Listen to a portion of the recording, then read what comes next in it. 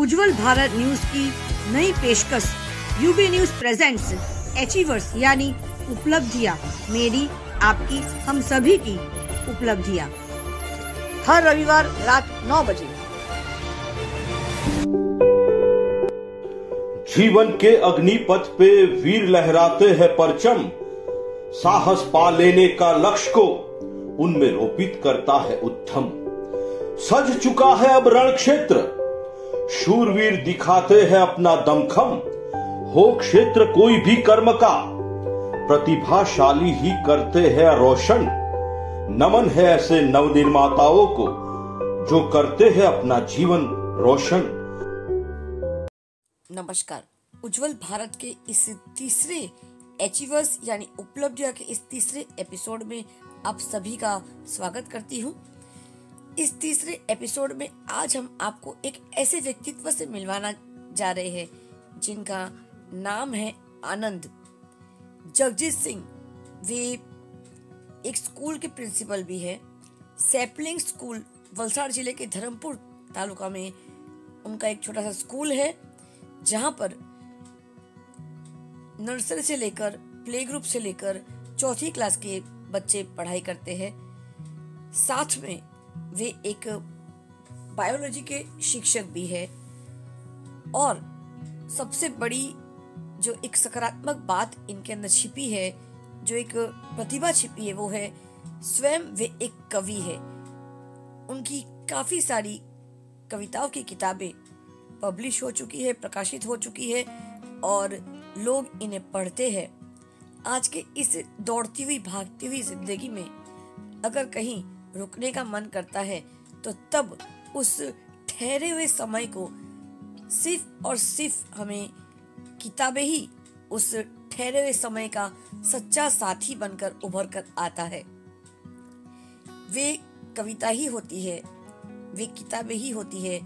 सही कहा है किसी ने, जिस तरह से माँ बाप के बाद शिक्षक हमारे दूसरे माता पिता होते हैं, वैसे ही तीसरे माता पिता का स्थान यानी थर्ड पेरेंट्स किताबों को दिया गया है। किताब ना ही हमसे कोई उम्मीद रखते हैं और ना ही कोई शिकायत करते हैं। सच्चा साथी होता है हमारे हर पल का साथी।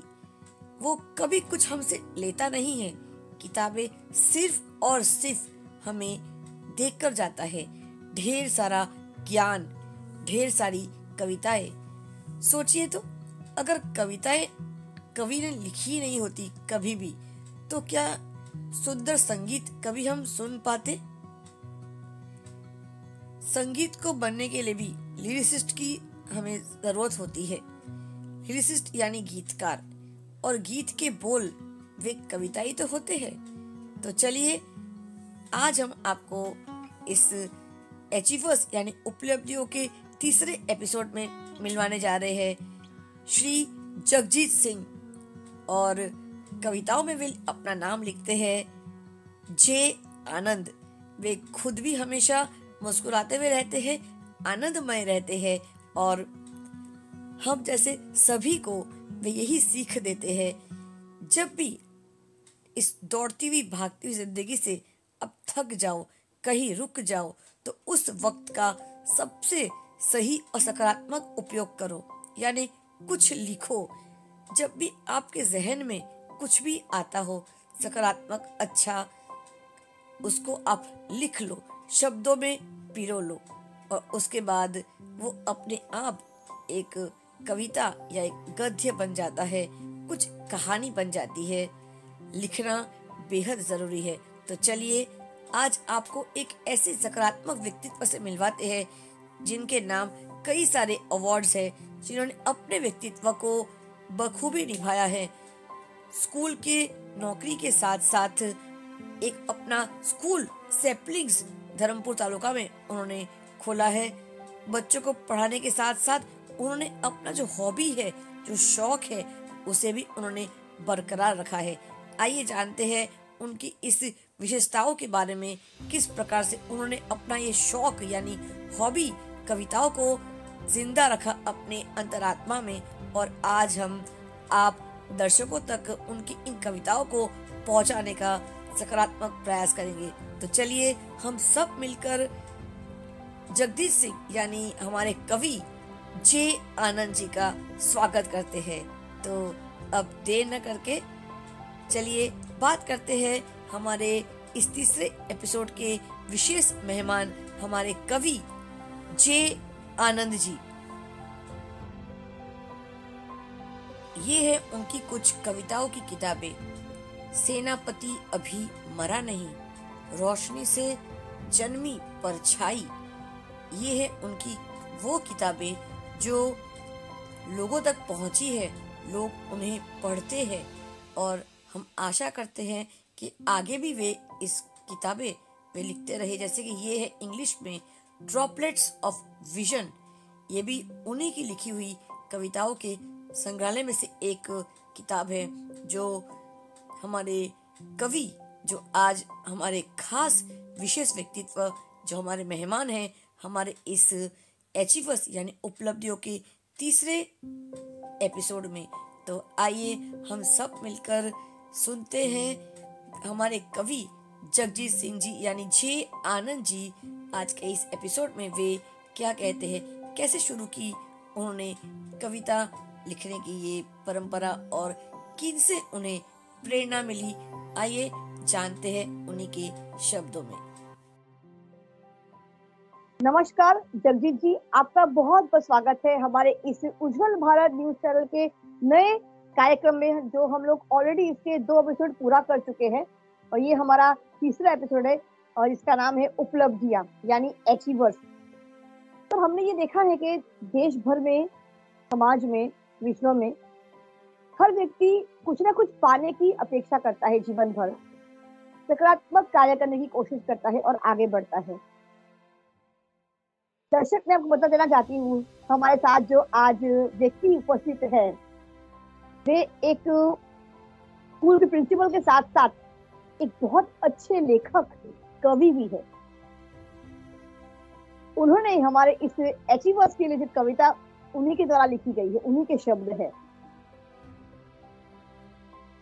सर, आपने इस कविता लिखने का जो ये शौक है कब से शुरू हुई और आपकी प्रेरणा कौन है सर? सबसे पहले उज्जवल भारत के सभी दर्शकों को मेरी ओर से अभिवादन, प्रणाम और सत श्री अकाल। और सीमा जी, आपका बहुत बहुत धन्यवाद। आपने मुझे अपनी बात कहने के लिए इस प्लेटफॉर्म पर बुलाया और आपका योगदान भी इस समाज में बहुत है। तो न्यूज़ चैनल जो हैं वो जीवन के अंदर और समाज के अंदर बड़ी प्रभावी भूमिका अदा करते हैं। तो इसलिए आपके कार्यों के लिए भी मैं आपकी प्रशंसा करता हूं और उज्जवल भारत को शुभकामनाएं देता हूं।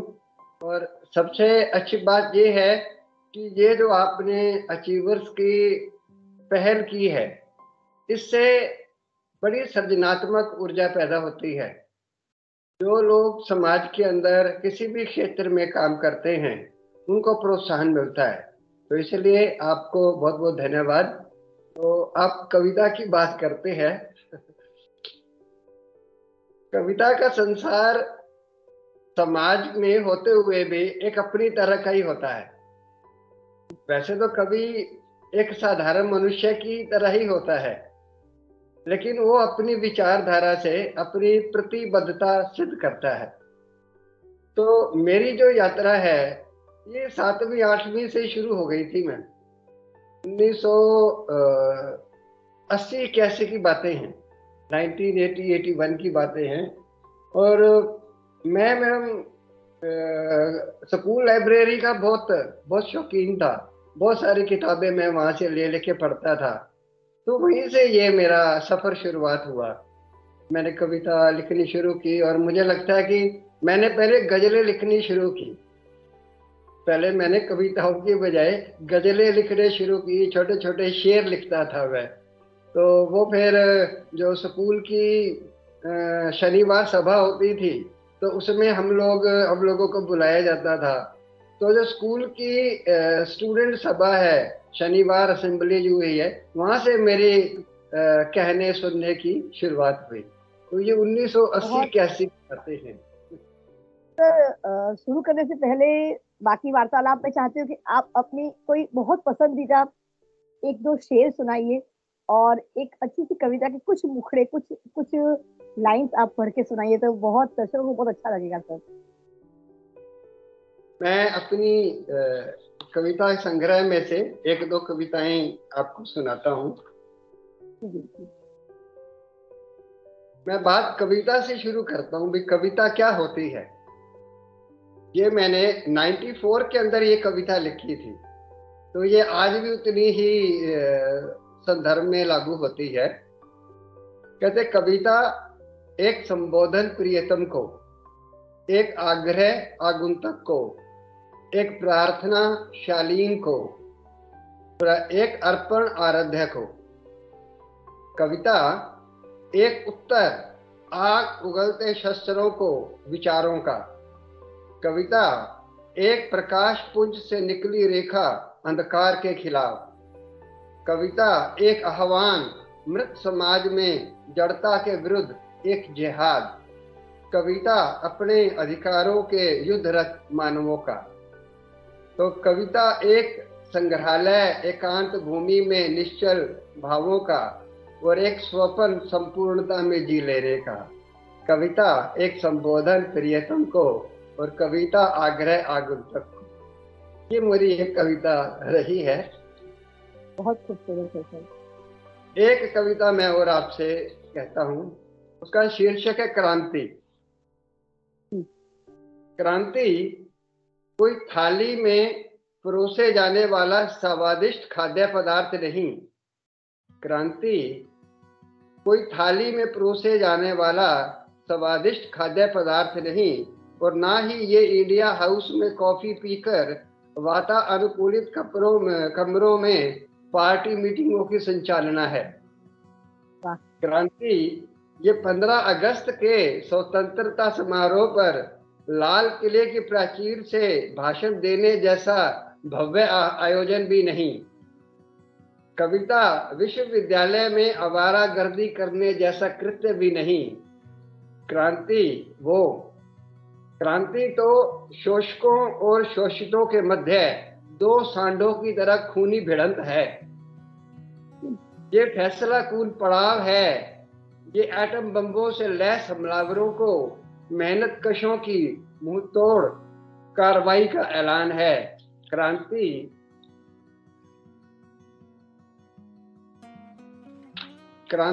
वर्गीय चेतना का वो गौरी शंकर है। देखते हैं जहां से क्रांतिकारी वर्ग भेद रहित समाज के उदय की करनी। और क्रांति कोई थाली में परोसे जाने वाला स्वादिष्ट पदार्थ नहीं। ये मेरी बहुत खूबसूरत।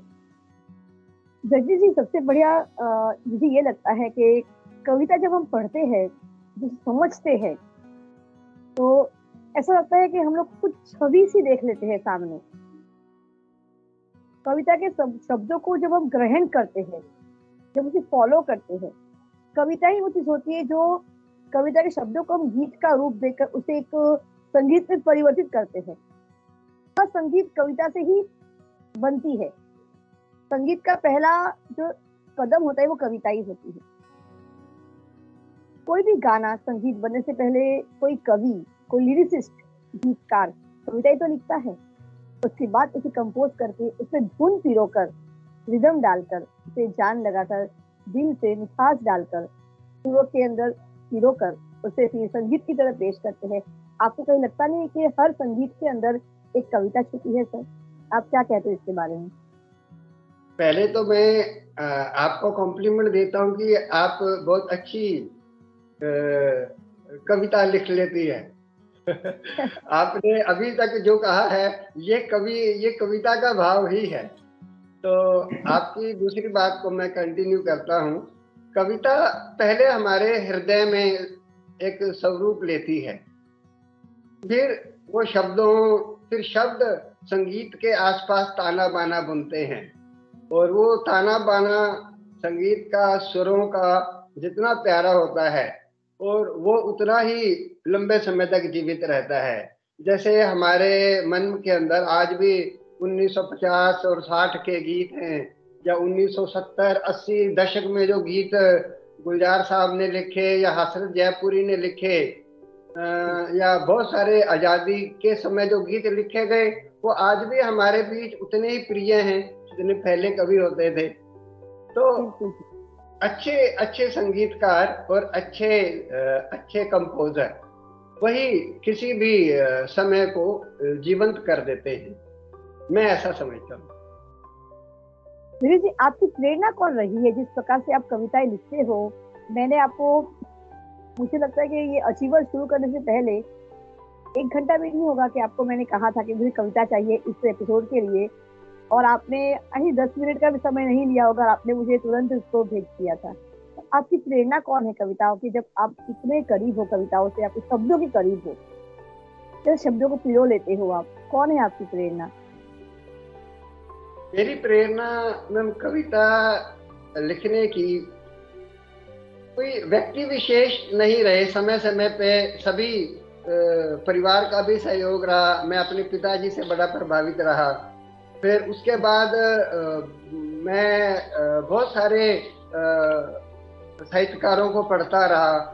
उसके अंदर हिंदी साहित्यकार भी रहे, मुंशी प्रेमचंद जी रहे, शरद चंद्र चट्टोपाध्याय रहे, महादेवी वर्मा जी रही हैं, फिर निराला जी, सुमित्रा नंदन पंत रहे हैं।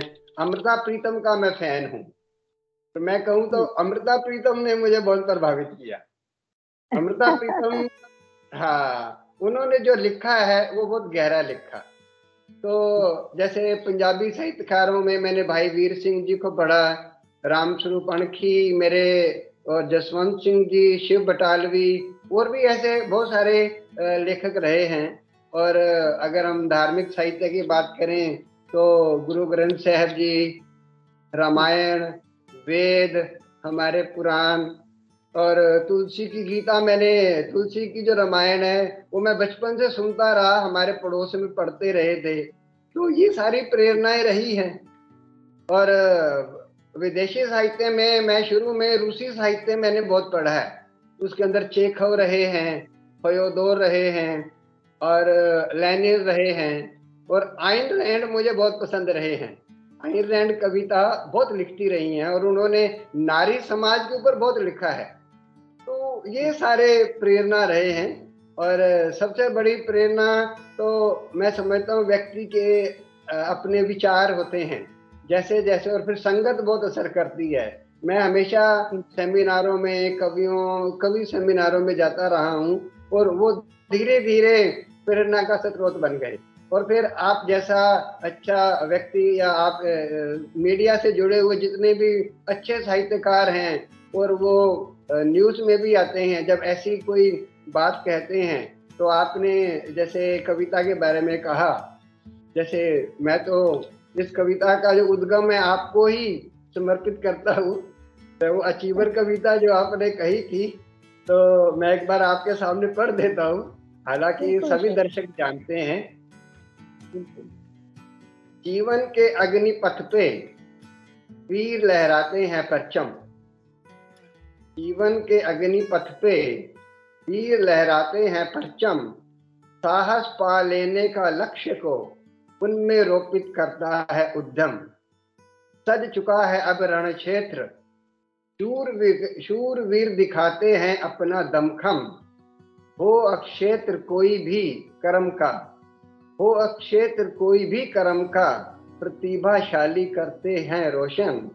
नमन है ऐसे नवनिर्माताओं को, नमन है ऐसे नवनिर्माताओं को, जो करते हैं अपना जीवन रोशन, जो करते हैं अपना जीवन रोशन, जो करते हैं अपना जीवन रोशन। प्रणाम। बहुत बढ़िया, बहुत बढ़िया। ये कविता, ये जो शीर्षक है अचीवर्स, ये इस हमारे इस पूरे प्रोग्राम के लिए इतना ज्यादा प्रेरणादायक है। जब भी इस कविता को अंत में, एपिसोड के अंत में इसे पढ़ा जाता है, सबको इतना अच्छा लगता है। और मैंने कल्पना नहीं करी थी कि मेरा एपिसोड जो मैंने शुरू किया है एक सकारात्मक पहल की तरह शुरू किया था, कि हमारे देश में ऐसे कई हिडन टैलेंट, प्रतिभाएं छुपी है जिनको कोई शायद नहीं जानता। जैसे आप स्कूल के प्रिंसिपल हो, आप बायोलॉजी पढ़ाते हो, लेकिन उसके बावजूद भी सर आप कविताओं का शौक रखते हो, ये मुझे पता है क्योंकि मैं आपको पर्सनली सर जानती हूँ। लेकिन लोगों को भी जानना जरूरी है, एकेडमिक शास्त्रों का ज्ञान होना जरूरी है, साथ में जो आपकी हॉबीज है उसे भी आप बरकरार रखिए।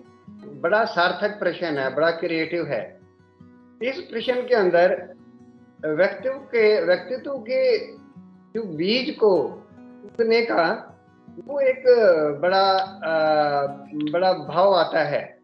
हर व्यक्ति के अंदर दो तरह के कैरेक्टर होते हैं। एक तो उसका प्रोफेशन होता है, व्यवसाय, एक होता है उसका खुद का व्यक्तित्व होता है, उसके शौक होते हैं, उसकी हॉबीज होती हैं।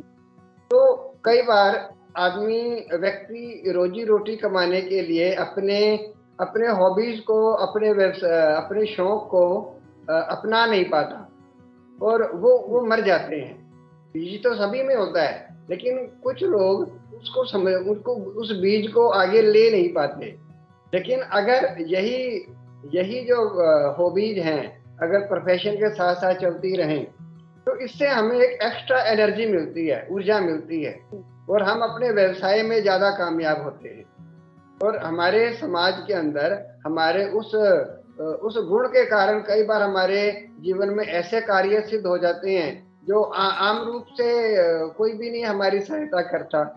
तो इस मेरे लिखने के शौक ने मुझे बहुत जगह पे आदर सम्मान मिलवाया है और बहुत सारे ऐसे ऑफिशियल काम भी हैं जो मेरे डेवलप होने में जिन्होंने मुझे सहायता की है। इसलिए जैसे मैंने साहित्य अकादमी के लिए पहली बार मैंने अपनी जो पुस्तक भेजी, मैंने नहीं सोचा था कि मेरी पुस्तक को, मेरे बुक को, पहले कविता संग्रह को कोई मान्यता मिलेगी, क्योंकि मैं उस समय बीएससी में पढ़ता था। बीएससी के अंदर जब मेरी पहली कविता संग्रह आया, ये 1996 की बातें हैं, मैं 96 की, ये मेरा पहला कविता संग्रह है। बहुत रोशनी से जन्मी परछाई, 1996 में आया। अच्छा, फिर मैं लिखता रहा। उसके बाद फिर मेरी ये एक book I, droplets of vision, ये भी मेरी कविताओं की बुक रही। उसके बाद लास्ट में फिर जब मैं लिखता रहा तो ये मेरी जो तीसरा है कविता संग्रह आया, सेनापति अभी मरा नहीं। तो ये लगातार आते रहे। 96 में आया, 2002 में आया, फिर 2004 में आया और एक मेरा कविता संग्रह, चौथा संग्रह, वो भी तैयार है। तो देखो आने वाले सालों में मैं उसको भी पब्लिश करूंगा। तो मेरा ये कहने का मतलब है कि मेरे शौक ने, इस कविता के शौक ने मुझे समाज में भी स्थान दिलवाया और मुझे उसने अंदर से प्रेरणा भी दी। ये कविताएं जो होती हैं ये हमारे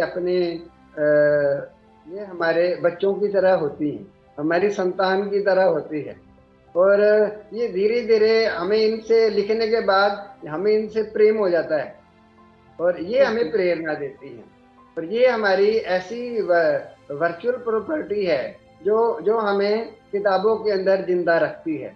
तो अगर मैं तो ये मानता हूँ कि अगर व्यक्ति के अंदर कोई शौक है तो उस शौक को मरने ना दे और उस शौक को धीरे धीरे साथ के साथ चलता रहे और वो पेट्रोल पंप की तरह उसको पेट्रोल की एनर्जी भी मिलती रहेगी और उसकी जो गति है वो लाइफ के अंदर बढ़ती चली जाएगी। ऐसा मेरा मानना है। अब हम इस एपिसोड के अंतिम चरण में पहुंच चुके हैं और समय मर्यादा कम होने के नाते एक सबसे अहम मुद्दा, एक अहम सवाल मैं आपसे ये पूछना जरूर चाहूंगी। आज के इस आधुनिकीकरण जो हमारा युग होते जा रहा है, इस युग में हमारे युवा वर्ग वो आज आपके हिसाब से किस दिशा में जा रहे हैं? और आज जो एक लिखने की जो एक कला थी, एक समय पे ऐतिहासिक पन्नों को अगर पलटा जाए तो एक समय था, उस समय में हर व्यक्ति लिखता था, लेकिन आज हमें मोबाइल का नंबर भी याद नहीं रहता, उसके लिए भी हमें देखना पड़ता है, कुछ भी चीज ढूंढने के लिए गूगल कर लेते हैं। तो ये जो हमारे अंदर एक आविष्कार करने की जो एक ताकत थी वो कहीं ना कहीं घटती जा रही है। लिखने की जो एक कला थी कहीं ना कहीं घटती जा रही है। क्रिएटिविटी है नष्ट होती जा रही है, घटती जा रही है। मॉडिफिकेशन हो रहा है, पुरानी चीजों को हम लोग मॉडिफाई कर रहे हैं और नई तरीके से पेश कर रहे हैं। गलत कुछ नहीं है, लेकिन नयापन कुछ देखने को नहीं मिल रहा है, कुछ कहीं ना कहीं कुछ कमी सी लग रही है। तो उसे हम कैसे सार्थक करें?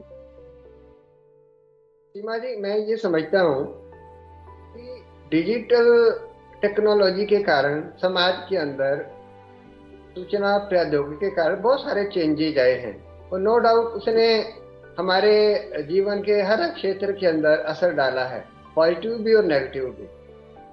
पॉजिटिव तो ये रहा कि उसने हमारे जीवन को सुखद बना दिया, आसान बना दिया, मल्टीपल बना दिया, हमारे समय की बचत भी की, हमारे इकोनॉमिक के ऊपर खर्चे भी कम कर दिए। इसका नेगेटिव पक्ष ये रहा कि हम हमारे अंदर पढ़ने की प्रवृत्ति कम हो गई। बिल्कुल। हम लोग सिर्फ टेक्नोलॉजी से, जैसे पहले हैंड राइटिंग पे बहुत जोर दिया जाता था, मैं अपने स्कूल के एक्सपीरियंस की बात करता हूँ, हैंड राइटिंग के ऊपर। अब की पैड आ गए हैं, कीबोर्ड आ गए हैं, तो लिखने की समस्या ही खत्म है। कई बार टीचर सोचते हुए कविताएं मैंने पढ़ी हैं कि जिस कारण गंदी हैंड राइटिंग के कारण सारी उम्र अब पिटते रहे, और अब कंप्यूटर युग में कोई पूछता भी नहीं है उस चीज को। सही है, बिल्कुल। तो ये भी एक कारण रहा। और दूसरा, ऐसा नहीं है कि नई पीढ़ी में लोगों ने पढ़ना छोड़ दिया है, लेकिन पढ़ना कम कर दिया है। वो पढ़ने की बजाय ऑडियो बुक सुनने में ले लेते हैं। लेकिन जो सृजन है, वो सृजन कवि लोग कम आते हैं। अब मैंने देखा है युवा पीढ़ी में लिखने की, जो कविता लिखने की, गद्य लिखने की, प्रोज लिखने की जो प्रवृत्ति है, वो उतनी ज्यादा नहीं रही, बहुत कम हो गई है। और उसके लिए आयोजन भी नहीं होते स्कूलों में, कॉलेजों में। नव लेखकों को कोई ऐसा प्रोत्साहन भी नहीं मिलता। और दूसरा, जब भी कोई कविता ऐसा लिखने के लिए कोई लिख लेता है, तो उसको सुनने वाले नहीं मिलते।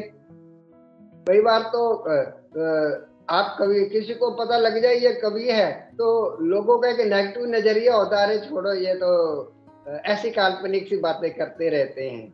तो प्रोत्साहन भी उनको नहीं मिल पाता कई बार। और दूसरा, जो सबसे बड़ी कमी है, समाज अब सेल्फ सेंटर्ड हो गया है। हमारे डिजिटल समाज ने हम लोगों को एकाकी कर दिया है। हम भीड़ में अकेले जैसे हो गए हैं। हम जरूर बैठे रहते हैं मोबाइल पे, कनेक्शन हमारे पास बहुत ज्यादा है, लेकिन मैं कविता लिखता हूँ तो कविता मेरी सुनने वाला कोई नहीं है। और बहुत जारी जो कविताएं आजकल, वो सारी चीजें हैं, वो एकांत पे लिखी जा रही हैं। लोग एकांत पे बहुत लिख रहे हैं। तो समाज में जो है ना, वही लोग लिखते हैं। युवा पीढ़ी एक अंधी दौड़ में शामिल हो गई है, सुविधाओं के पीछे, संबंधों के पीछे, संबंधों को ट्विस्ट करते हैं। और दूसरे, समाज के अंदर एक होड़ लगी हुई है कि इससे ज्यादा, इससे ज्यादा, इससे ज्यादा। और जो साहित्य है, साहित्य का रोल बड़ा क्रिएटिव होता है। वो जीवन में संतुष्टि लेके आता है, वो जीवन में ठहराव लेके आता है, उससे धैर्य आता है। और जो नई पीढ़ी साहित्य को पढ़ती है, आज भी देखिए बहुत सारे ऐसे कवि हैं जो लिखते हैं। और अब उनके लिए मंच, कई बार तो मैं सोचता हूँ कि बहुत नए मंच भी उनके लिए अवेलेबल हो गए हैं। लेकिन ये आपकी ये बात चिंता की है, संकट भी है। हमारे यहाँ नए कवि उतनी मात्रा में नहीं आ रहे जितनी मात्रा में पहले वे आते थे। और मैं आपके चैनल के जरिए सभी श्रोताओं को और सभी माता पिताओं को ये संदेश देना चाहूँगा कि अपने घरों के अंदर एक छोटी सी लाइब्रेरी बनाइए। जैसे आप टीवी रखते हो, जैसे आप महंगी किचन रखते हो, एक छोटा सा एक कॉर्नर बनाइए जहाँ अपने बच्चों के लिए कुछ किताबें ला के रखिए हमेशा। और महीने में एक छोटा मोटा बजट रखा कीजिए कि आप 200-300 रुपए की किताबें हर महीने परचेज करें। और जैसे किचन वेयर बढ़ता है, आप 4 शर्ट खरीद लेते हैं, तो वैसी 2 किताबें भी साथ में घर में ले आया कीजिए। तो वो आपके बच्चों की जो मानसिक भूख है उसको शांत करेंगी। नहीं तो आपके बच्चे समाज में इधर उधर भटकते रहेंगे और नया सर्जन भी पैदा नहीं होगा। तो अपने घरों में एक छोटा सा कॉर्नर पुस्तकों को दीजिए और वो आपकी एब्सेंस में आपके बच्चों को केयर करेंगी। पेरेंट जो किताबें हैं वो थर्ड पेरेंट की तरह होती हैं। बिल्कुल। थर्ड पेरेंट आपके बच्चों को, जब आप अपने कार्यों में बिजी रहेंगे, नहीं आएंगे, तो वो आपके बच्चों को जरूर संभालने में सहायता करेगी। तो और इससे नवयुवकों के में हमें नए कवि भी मिलेंगे, नए सृजनकार भी मिलेंगे। और मैं तो ये मानता हूँ कि जैसे आप जैसा मंच अब शुरू हो रहा है, तो आपसे प्रेरणा पाकर और ऐसे और लोग भी मंच शुरू करेंगे, ताकि और प्रतिभाओं को सम्मानित किया जा सके, उन्हें प्रेरणा मिले, तो आने वाले समय में और अच्छे समाज में जो लोग काम कर रहे हैं उनको सपोर्ट करें। तो ये मेरा आपके दर्शकों को एक बड़ा संदेश है कि वो अपने बच्चों को जरूर एक कविता के संसार में पढ़ने के लिए प्रेरित करें। अंत में इतना ही कहना चाहूंगी जगदीश जी के इस फेसबुक और इंस्टाग्राम और ट्विटर के सोशल मीडिया के रील्स, फॉलोअर्स और लाइक्स ने इतना व्यस्त कर दिया है। फेसबुक, ट्विटर, इंस्टाग्राम और व्हाट्सएप के लाइक्स और रील्स और स्टोरीज में इतना व्यस्त कर दिया है कि माँ ने कब कह दिया बेटा आज बढ़िया लग रही है इस कुर्सी में, लेकिन ध्यान ही नहीं गया, बस लाइक्स की गिनती को ही गिनते रह गए हम। फेसबुक, इंस्टाग्राम की लाइक्स की गिनती को ही गिनते रह गए हम। जब देखा किसी ने लाइक नहीं दिया तो फट से मैसेंजर खोला और सवाल कर लिया भाई तुमने लाइक क्यों नहीं दिया। लेकिन वहां पर जो मेरी माँ है, जो मुझे बार बार कह रही है यही कुर्ती पहनना, उसकी बात पे ध्यान ही नहीं गया। वो कहते हैं ना, आज टच स्क्रीन की दुनिया में हर कोई टच में इतना व्यस्त हो गया है, लेकिन टच में किसी के भी नहीं है। आज टच स्क्रीन की दुनिया में हर व्यक्ति इतना व्यस्त हो गया है टच स्क्रीन में, लेकिन टच में किसी के भी नहीं है। और अंत में इतना कहूंगी जरूर, डिसलाइक्स और लाइक्स और फॉलोअर्स डिजिटल दुनिया के अंदर उस पर न ध्यान देकर अगर अपनी काबिलियत पे ध्यान दे, बिकॉज मुझे लगता है कि सर ये सब मटेरियलिस्टिक चीजें होती है, मटेरियलिस्टिक चीजें, दे ऑल आर मटेरियलिस्टिक। हमारे असली चीजें जो होती है वो हमारे पेरेंट्स, हमारे साथ पढ़ने वाले, हमारे दोस्त, हमारे मित्र, हमारे स्नेही बंधु। लेकिन हम आज कहीं ना कहीं वो सारी चीजें खोते जा रहे हैं और पता नहीं किस ऐसी दुनिया में, अंधकार की दुनिया में और ज्यादा व्यस्त होते जा रहे हैं जहाँ इनकी कोई मंजिल ही नहीं है। कि बीमार पड़ते हैं तो माँ ही आती है, पूछती है बुखार है क्या, दवाई दूं क्या, खांसी हो रही है हल्दी वाला दूध पी ले बेटा। लेकिन फिर भी हम लोग लाइक्स और डिसलाइक्स की दुनिया में इतने ज्यादा व्यस्त हो गए हैं कि ध्यान ही नहीं गया कब माँ आई, कब दूध, हल्दी वाला दूध टेबल पे रख दिया और चली गई। तो मेरा से इतना ही कहना है आज के इस एपिसोड के दर्शकों के लिए, इतना व्यस्त न होइए, इतना व्यस्त न रहिए कि माँ आके कब चली गई और आपको पता नहीं चला कि उसकी आखिरी सांस तो कब बन गई। आपको बहुत पछताना पड़ेगा अगर आपने आज इस समय को, अगर आपने अपने समय में से थोड़ा सा हर दिन अपने माँ बाप को ना दिया, अपने यार दोस्तों को ना दिया, तो आपको उसके बाद वो समय दोबारा कभी हासिल नहीं होगा, हासिल नहीं होगा, हासिल नहीं होगा। आप क्या कहते हैं इसके बारे में सर? मैं आपकी माँ का आपने टॉपिक छेड़ा, तो मैं अपनी बात अपनी माँ के कविता के साथ ही पूरी कर देता हूँ। मेरे देखो पहला मेरा जो कविता संग्रह था उसकी पहली कविता ही माँ है, पहली कविता। तो मैं 2 बोल इसके पढ़ देता हूँ। उसमें क्या था, माँ की चिंता। माँ की चिंता है रात बरसात हुई, मैदान गीला होने से आज छोटे का मैच कैसे होगा। माँ की चिंता है मंझोला, रात देर तक कविताएं लिखता रहता है, खाता कुछ भी नहीं है, दिमाग कमजोर हो जाएगा। माँ की चिंता है, माँ की चिंता है, लेकिन माँ की चिंता किसी को नहीं, लेकिन माँ की चिंता किसी को नहीं। जब हम किताबें पढ़ते हैं, हाँ जी, पढ़ाई जरूरी है, लेकिन साथ में हॉबीज का होना बहुत जरूरी है। जैसे आप एक प्रिंसिपल हो, आप बायोलॉजी पढ़ाते हो, लेकिन साथ में आप एक कवि भी हो। हमारे देश में, हमारे समाज में ऐसे काफी सारे व्यक्तित्व है लेकिन उनकी प्रतिभाएं कहीं ना कहीं छुपी है। जब मैंने ये एपिसोड शुरू किया था अचीवर्स के लिए उपलब्धियां, मेरा जो मोटो था वो एक ही था कि जहाँ पे भी प्रतिभाएं छुपी है जिन्हें कोई नहीं जानता, उन्हें एक छोटा सा ही सही लेकिन एक मंच तो मिलेगा। उनकी प्रतिभाओं को गिव एंड टेक का जो एक होता है बॉन्डिंग, वो तो कहीं ना कहीं मिलेगा। भले एक बहुत कम छोटा सा ही समूह, लेकिन उन्हें जानेगा तो सही। क्योंकि कहते हैं ना कि बूंद बूंद सागर भरता है, वैसे ही मैंने एक शुरुआत की है एक बूंद से।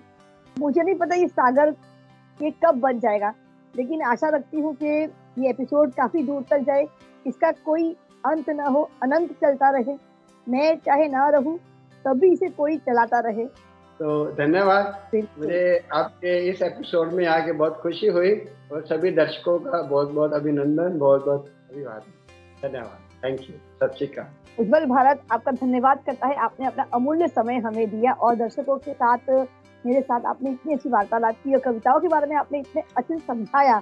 मैं कोशिश करूंगी कि ये एपिसोड जल्द से जल्द रिलीज हो और ये हमारा तीसरा एपिसोड है और लोग इसे देखें, जाने और कविता के प्रति जो एक प्यार है वो हमेशा जागरूक रहे और हमारे देश के हर युवा वर्ग कविता लिखने से आपके तरह से आपसे प्रेरणा ले और वे भी एक अच्छा हमारा जो समाज है, जो हमारा समाज हमेशा देखा गया है कि रीति रिवाज का समाज है, हमारे संस्कार अनेकता में एकता और हर प्रांत में एक कवि, कहीं ना कहीं हर व्यक्ति के मन में कहीं ना कहीं कवि छुपा है। तो उस कवि को आज जागना है और मैं कोशिश करूंगी कि इस एपिसोड के द्वारा मैं उनकी इस प्रेरणा को जगा सकूं, सकारात्मक दिशा में उनको ले जा सकूं। धन्यवाद। फिर मुलाकात होगी, फिर आपसे मुलाकात होगी, फिर एक अलग व्यक्तित्व से मुलाकात होगी। तब तक मुझे आज्ञा दीजिए। उज्जवल भारत न्यूज, देश की प्रखर आवाज, अचीवर्स यानी उपलब्धियां के इस तीसरे एपिसोड में आपका फिर एक बार मैं शुक्रगुजार हूँ और शुक्रिया करती हूँ। धन्यवाद।